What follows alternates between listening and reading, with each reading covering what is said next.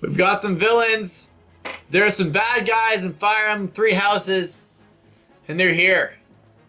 We've got some villain news, guys. Okay, so Famitsu has released a teaser for their third, I'm straighten my camera here, for their third Fire Emblem Three Houses article, which is set to go public on June 13th, but they did show some teaser stuff that the fine guy, Vincent ASM from Serenae's Forest, the admin there, has been able to kind of decipher himself with the help of the community and with his own kind of skill there. They also previewed two villain characters, which was kind of the big pull for me, who are, if you go to Google Translate, that's what I did because I don't speak Japanese. Go to Google Translate, translation says, this time it turned out that the god of death, the knight of the dead, and the king of flames who exist in the Garg-Mak Abbey, which I'm thinking is just the Garg-Mak Monastery or something. In addition, we will introduce the story of the opening stage. In addition, I will explain the system such as cooperation plan, where ties with friends are important, and the action that can be performed on the weekend at the cadet. So if you look at the Night of the Dead, you have a skull helmet guy with a scythe. Pretty spooky, pretty edgy design. There's no real significant emblems or insignias on this guy. They apparently have a grudge against the Garg-Mak Monastery, which is something that Vincent ASM mentions. So we're gonna see about that. I mean, if you're the Knight of the Dead and you're probably not gonna enjoy the Church of Life, the Church of Saros and Holiness. Really, really edgy, but kind of fits the edgy kind of look that Three Houses is. And additionally, you have the Flame Emperor here, who has this really cool looking mask helmet thing, a really cool plume, some feathers, hero style. Although one thing I will say that I find is pretty disappointing with this design is the axe. It looks like a silver axe, which is kind of weird. It really, for me, contrasts with everything else. This guy is the Emperor of Flame. You would expect him to have an axe that's significant with all the rest of his equipment. You know what? I have no idea. I don't really know. But for me, the axe kind of throws me off. But this does sort of let me talk about villains in Fire Emblem Three Houses that I was wanting to talk about for a while, but never really had the opportunity to. People are thinking that Rhea is also going to be a villain where she commands the church, but the church is actually corrupt and evil. I mean, that seems like it's going to be the kind of big bad army because the church does seem to play an antagonistic role in the story. And since Rhea has this sort of very genuine personality, this very nice and genuine personality, but can be a really, really hardcore aggressor and is all for the church, she's going to have this sort of villain-ish sort of role in the story, people are saying. I don't think the church is corrupt. That's the big plot twist. Plot trope is going to happen. I hope it doesn't, at least. I think Rhea is going to definitely play some sort of villain role, but I don't think she's going to end up being the big bad. ASM did talk about some things that he and most likely his team found out. So let's take a look at that and share, and I'm going to just share my thoughts on that as well. So while Vincent ASM trying to figure out what these things are saying, the full issue is going to be out on May 30th. The big things that Vincent ASM is able to make out, things you can do during the weekend. Stroll, I'm just going to say what he said. This lets you wander around the academy, similar to dungeon exploration in Echoes. While strolling, you can partake in various activities such as quests, which give rewards when completed, and even fishing. So fishing is an RPG element that's going to, I guess, be in this game. No idea what it really means. I guess we'll find out in a couple days.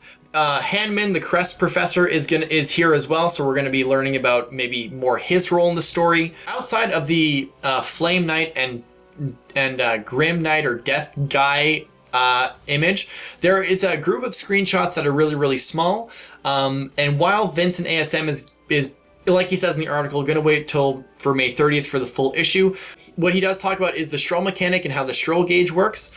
The focus shifts to one of the things you can do during the weekend, which is Stroll. This lets you wander around the academy, similar to dungeon exploration and Echoes. While strolling, you can partake in various activities, such as quests, which gives rewards when completed, obviously, and even fishing. So fishing is definitely a new thing in Fire Emblem that I've never seen before.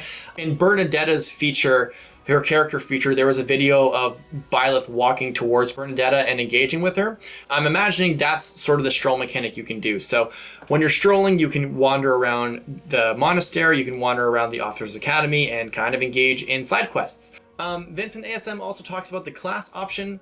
which he says, like Stroll, this is only available during weekends. From the screenshot, we can see Manuela giving a lesson, but unlike normal lessons, I think Byleth is the one who's being taught. And he suspects that Byleth's professor levels can increase by actually being taught himself. But like Byleth is being an instructor to the students, Byleth is also being taught things, which would make sense in a realistic situation as Byleth is a novice teacher, so he might need to get some help as well. The other mechanic that's kind of within this whole calendar thing, aside from Stroll and class, is Venture, or Sortie. People don't really know what this is all about, but what people are starting to suspect is that this has to do with optional skirmishes, which is seen very, very often in Fire Emblem.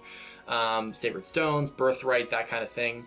We don't really know what Venture really means, but most likely we'll find out definitely more information in a couple days on what Venture is all about. And additionally, the screenshot that talks about Rest is really, really, really tiny. So we do know some more stuff about Stroll, how it kind of functions visually, but Venture and Rest are things that this article will talk about. So once we get to May 30th, we'll definitely figure out more stuff about that whole Rest, Venture, class mechanic type thing going on. There is some character spotlights for Ferdinand, Mercedes, and Raphael. Additionally, what their skills are. Like before, what these menus were able to tell us about these characters of what their personal skills were. So if we bring it back to the second article, we know that Hubert has Strategist, which boosts Gambit Might by 5. Dorothea is Songstress. At the start of each turn, restores adjacent allies' HP by 10. Dedu is Liege's Shield. If user waits without it acting, defense +4 for 1 turn.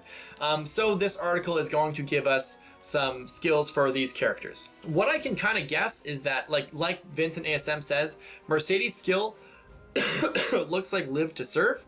Raphael's skill looks like Renewal, which would be kind of a bizarre skill to have for a fighter. I mean, I guess it works to remain stocky and to keep getting your health back. Renewal generally is a skill reserved for healing classes, but who knows, maybe they're going to switch it up, or maybe it's an entirely different skill. But we have Live to Serve. It looks like Ferdinand and Bernadetta have similar skills.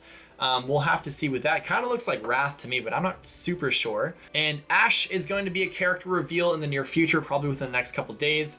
And so is Lysithea, who is from the Golden Deer with white hair. That's pretty much all he says about the article. Again, it's a really small teaser. There's not really much you can talk about in more detail because it's a teaser. So we're going to find out way more in a couple days.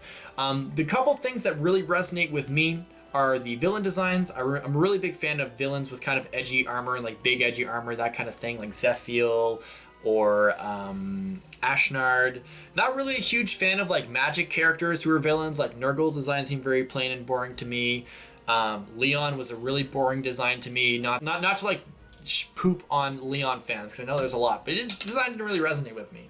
But kind of edgy sort of character designs like this are kind of what gets me. So I'm pretty excited for that. We did get an idea of what the 3 gauges were when it came to the calendar mechanic on the second article, where it had class, venture, and rest. So being able to get more information on that in the coming days is definitely going to be helpful to get a bigger idea of how the whole teaching mechanic works and what sort of abilities that Byleth can do as the teacher. I'm not really sure what other sort of gauges or kind of instructor mechanics are going to be left to talk about, because it seems, I mean, there's probably going to be more, but we do have a really solid grasp of what these mechanics are, and we're going to get a much better one in a couple days. Outside of that, it's just a waiting game for now. In the comments, what I would like to know from you guys is, what do you think of these villain designs, and do you suspect that Rhea is going to be a bad guy as well? Leave your thoughts down below. Hopefully you enjoyed this video. It's a nice little quick one. Just want to talk about this article that came out recently. And if you enjoyed this video, leave a like and comment. And I'll see you guys in the next 3 houses video that should be coming up pretty soon. Deuces.